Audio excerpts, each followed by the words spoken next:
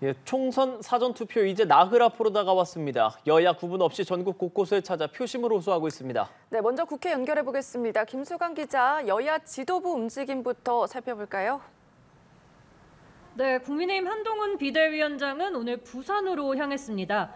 부산과 경남 일대는 전통적으로 국민의힘 지지세가 강한 곳이지만 최근 이곳 민심이 흔들리고 있다는 분석이 나오면서 표밭 따지기에 나선 것으로 보입니다.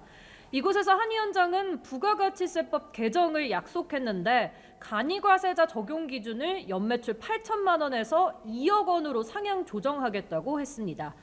더불어민주당 이재명 대표는 인천을 중심으로 선거운동을 펼칠 예정입니다.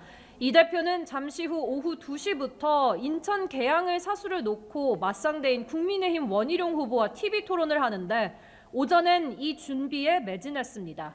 이 대표 없이 열린 오전 선대위 회의에서 이해찬 상임 공동선대위원장은 다시 한번 언행주의보를 내렸습니다.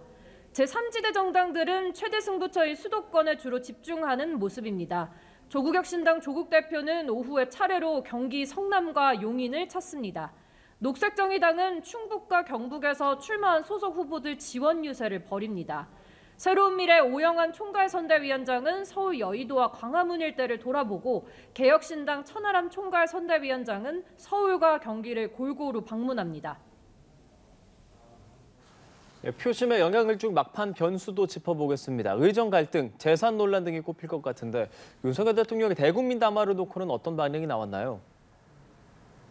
네, 한동훈 비대위원장은 윤 대통령이 의대 정원 문제의 유연성을 보인 담화와 관련해 숫자에 매몰될 문제가 아니다 이렇게 말했는데요. 그러면서 증언 숫자를 포함해 정부가 폭넓게 대화하고 협의해서 국민을 위한 결론을 내줄 것을 강력히 요청드렸다고 했습니다. 그동안 여당 주요 인사들이 윤 대통령의 전향적인 자세를 주문한 데 이어 증언 규모 조정 가능성까지 염두에 둔 후속 협의를 촉구한 것으로 풀이됩니다. 민주당은 불통 정권이라고 날을 세우며 필수 의료 붕괴를 가속화하고 있다고 거세게 비판했습니다. 신현영 대변인은 태도 변화를 통해 의료 대란을 막고 대화의 물꼬를 트지 않을까 내심 기대했다. 그러나 역시나 마이동풍 정권임을 확인시켜주는 담화였다고 질타했습니다. 한편 재산 논란을 둘러싼 정치권 공방도 이어지고 있습니다. 여권은 경기 안산갑에 출마한 민주당 양문석 후보의 편법 대출 논란을 계속 파고드는 모습인데요. 국민의힘 윤재욱 원내대표는 불법 대출 의혹과 관련해 새마을금고 본부에 방문해 신속한 조사를 촉구하고 나섰습니다.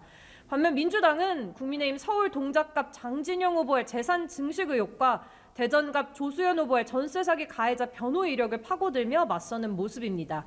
지금까지 국회에서 연합뉴스TV 김수강입니다.